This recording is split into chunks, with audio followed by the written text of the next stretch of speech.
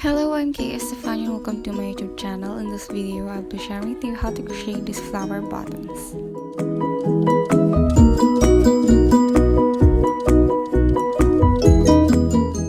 Start with the magic ring and chain 1. Next step, make 3 single crochet cluster and chain 1.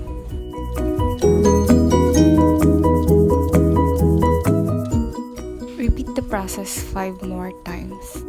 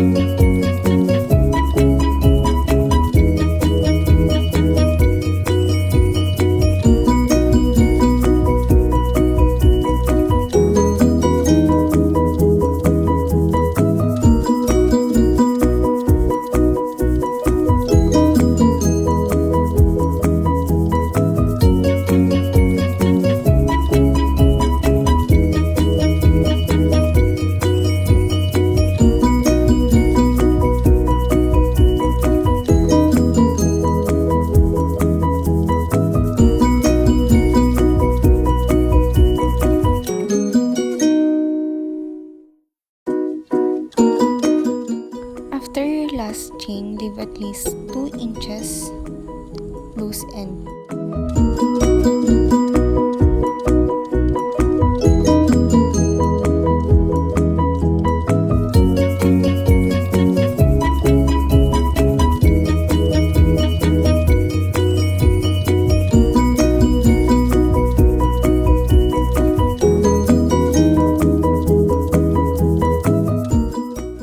Before weaving the loose ends, you need to sew it from the loop from our first cluster to leave a neat edge.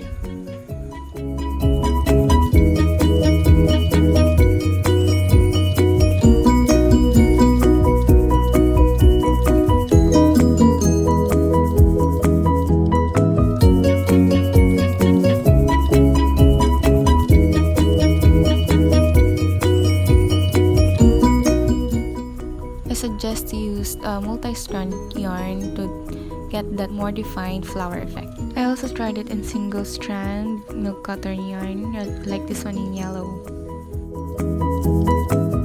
If you use a thinner yarn, I suggest to make 5 single crochet cluster instead of 3.